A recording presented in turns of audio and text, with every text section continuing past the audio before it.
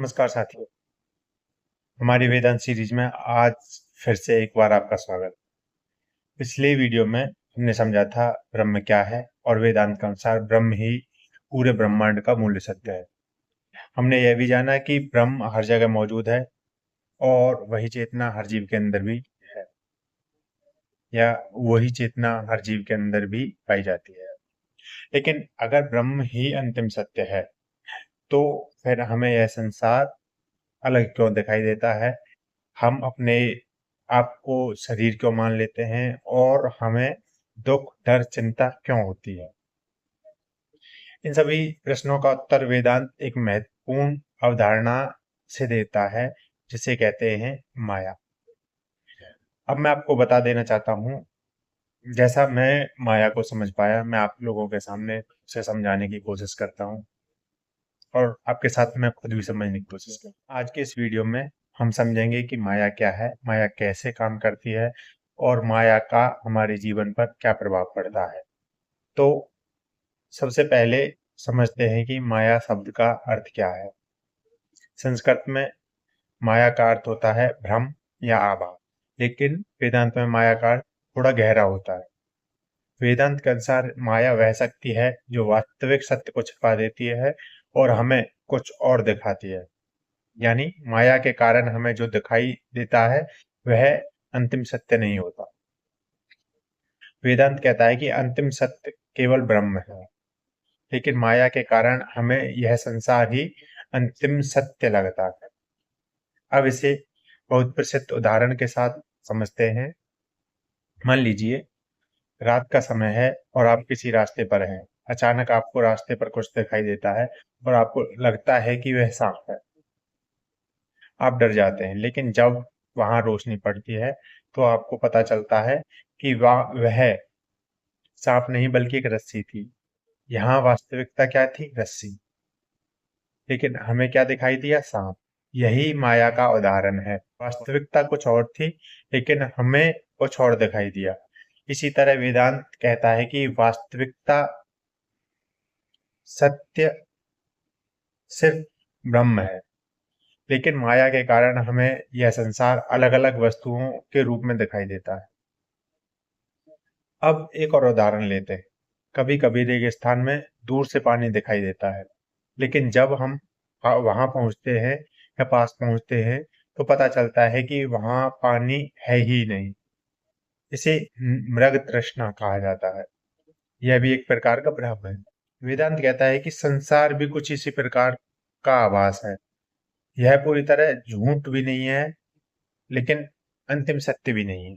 अब यहाँ एक महत्वपूर्ण बात समझना जरूरी है। वेदांत यह नहीं कहता कि संसार बिल्कुल नहीं है। अगर संसार बिल्कुल नहीं होता तो हम उसे अनुभव कैसे कर पाते? वेदांत कहता है कि संसार अस्थायी है, यह बदलता रहता है और जो चीज बदलती रहती है वह अंतिम सत्य हो ही नहीं सकती। अब अपने जीवन को ही देखिए। हमारा शरीर बचपन से लेकर बुढ़ापे तक बदलता रहता है। हमारे विचार बदलते रहते हैं, हमारी भावनाएं भी बदलती रहती हैं, हमारे रिश्ते बदलते रहते हैं, हमारी परिस्थितियां भी बदलती रहती हैं। यानी इस संसार में हर चीज परिवर्तनशील, और इसी परिवर्तनशील संसार को वेदांत में माया कहा गया है। अब एक और प्रश्न आता है, अगर यह संसार माया है तो क्या इसका मतलब है यह पूरी तरह झूठा है? वेदांत का उत्तर है नहीं।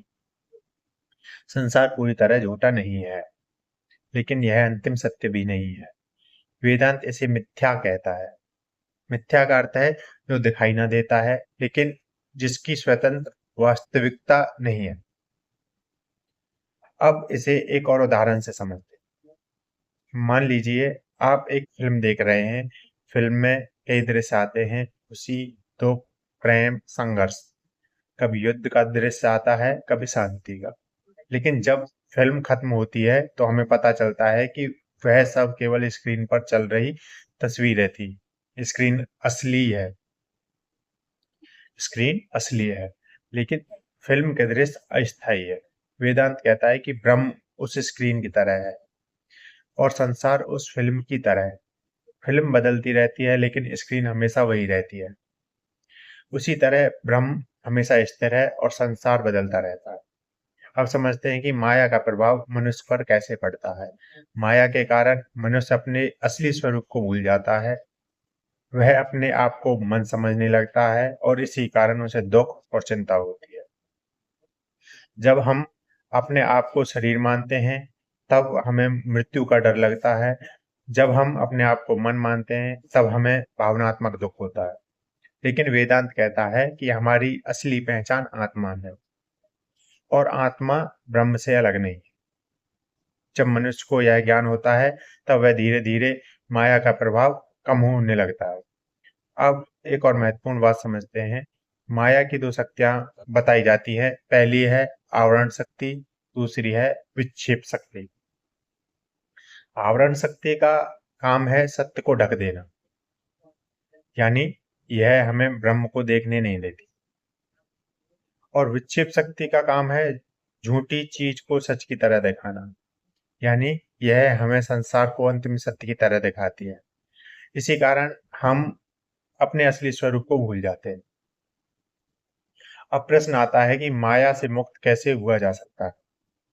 वेदांत कहता है माया से मुक्त होने का मार्ग एक है ज्ञान मार्ग। जब मनुष्य वेदांत के ज्ञान को समझता है, वेदांत कहता है माया से मुक्त होने का मार्ग ज्ञान है। जब मनुष्य वेदांत के ज्ञान को समझता है और उस पर चिंतन करता है, तब धीरे धीरे उसके अंदर एक विवेक जागृत होता है। विवेक का अर्थ है सही और गलत में अंतर समझने की क्षमता।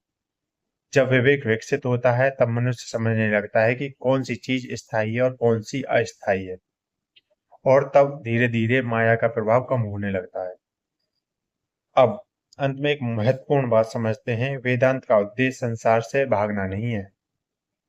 वेदांत का उद्देश्य यह समझना है कि संसार का वास्तविक स्वरूप क्या है। जब मनुष्य समझ लेता है कि संसार परिवर्तनशील है और ब्रह्म ही अंतिम सत्य है, तब उसका जीवन संतुलित हो जाता है।